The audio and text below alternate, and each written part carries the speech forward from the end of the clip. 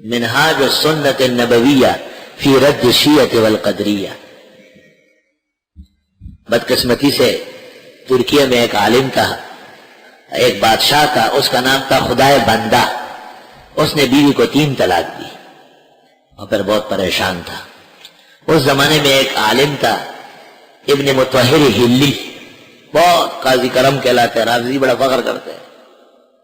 وہ آیا اور بادشاہ کو کہا کہ ائمہ اطہار حسن حسین زین العابدین جعفر ان کے ہاں 3 طلاق ہوتی ہی نہیں. بادشاہ نے کہا کہ میں کیسے مان، کیوں وہ مسلمان نہیں تھے؟ نظام الدین شافی مناظرے کے لیے آیا، بدقسمتی سے وہ مناظرہ ہار گیا. بادشاہ شیعہ ہو گیا اور اہل سنت کی چیزیں ہٹا دی، اور جہاں سفر پر جاتا تھا ابن مطہر ہلی ساتھ ہوتا اور اس کا کتب خانہ شاہی اونٹوں پر لگا ہوتا تھا. اور ہر کے سلطان مرید او باشد گر ہما بد کو ند نے کو باشد.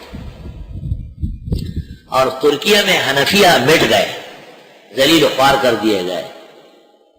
اور خدائے بندہ حج پر جاتا تھا اور عرفات و منا میں ابن مطہر ہلی اعلان کرتا تھا اکفر الکفار فی ارض اللہ ابو حنیفہ النعمان، کائنات کا سب سے بڑا کافر ابو حنیفہ ہے. یہ اعلان 723 24 میں ہو گیا، 25 میں 26 میں جب اعلان ہو رہا تھا عرفات میں، بلکہ اس میں منا میں، تو شیخ الاسلام ابن تیمیہ اپنے شاگردوں سمیت حج کے لیے آیا ہوا تھا. اور انہوں نے اعلان سنا اور شاگردوں سے کہا یہ کیا ہو رہا ہے؟ کہیے جی ترکیہ کے وہ جو بادشاہ شیعہ ہوا ہے ابن مطہر ہلی ہے اور وہ امام اعظم کو ایسا کہتے ہیں. کہ یہ غلط نہیں کہہ رہے، امام ابو حنیفہ تو راس التقوی والفقہ ہے. کیوں ایسا کہتے ہیں؟ کہ کوئی اس سے بات نہیں کر سکتا ہے، بہت بڑا عالم ہے. شیخ الاسلام ابن تیمیہ نے شاگردوں کا پکڑو اسے، روکو، میں آ رہا ہوں، آج کے بعد یہ نہیں کہے گا ایسا. مسجد خیف کے اندر دنیا جمع تھی، بادشاہ کے لیے ممبر سجایا گیا تھا. ابن مطہر ہلی اس کے ساتھ بیٹھا تھا. حافظ ابن قیم اور ابن کثیر دونوں اندر آئے، یہ شاگرد ابن تیمیہ کے، اور ان کو کہا آپ ابو حنیفہ کو کافر کا جواب بالکل پکا کافر ہے. کہ ہمارے استاد ابن تیمیہ آپ سے بات کرنا چاہتے ہیں. ٹھیک. شیخ الاسلام آیا اور شیخ الاسلام نے کہا بات سمجھ لو، کافر آدمی ہوگا اپنے کہنے سے، ابو حنیفہ کے اقوال دکھانے پڑیں گے. انہوں نے کہا ابو حنیفہ کا مذہب تو متواتر ہے، اس کا انکار تو نہیں ہوا ہے. تو شیخ نے کہا پھر وہ 3 چیزیں ہیں، متون، فتاوا یا ظاہر مذہب، اس کے علاوہ حنفی چیز کوئی دنیا میں نہیں. لوگوں کے کہنے سے ابو حنیفہ کیوں کفر آ رہا؟ شرائط ایسی سخت طے کر لی اور اس کو کہا کھڑے ہو جاؤ، امام ابو حنیفہ کے کفر پر تقریر کرو. اس نے تقریر آئے بائیں ڈائیں. شیخ الاسلام نے کہا اس میں نہ ابو حنیفہ کا قول ہے، نہ امام ابو یوسف محمد کا ارشاد ظاہر مذہب ہے، نہ حنفی مذہب کا متن ہے، نہ فتاوا ہے. اس کے علاوہ کوئی چیز پیش نہ کرو. بادشاہ کو کہا اس کو لگام دو. بادشاہ نے ابن مطہر کو کہا جو طے ہوا اس کے مطابق رہو. جب اس کے مطابق رہا تو کیا چیز تھی؟ کچھ بھی نہیں. شیخ کھڑے ہو گئے اور شیخ نے اس پر تقریر کی. اب وہ تقریر ابد نشان ہے قیامت تک.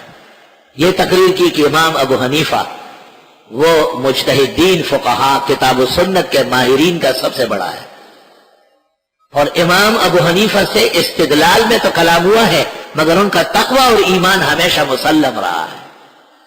اور ایک مسلمان جس پر شرق اور غرب متفق ہے ان کو کافر کہنا یہ خود کافر مرتد واجب القتل ہے. اور شیخ نے اس پر گفتگو کی.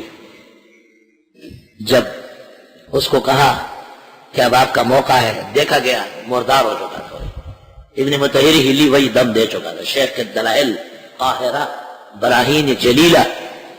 شیخ کو کہا گیا اس نے تو کتاب لکھی ہے منہج الکرامہ فی منصب الامامہ.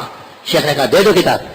کتاب ہاتھ میں لے کے اور حج سے حران واپس ہوئے. جب حران پہنچ رہے تھے 1000 صفحے پر اس کا رد کیا تھا. اس کتاب کا نام ہے منہاج السنت النبویہ فی رد الشیعۃ والقدریہ.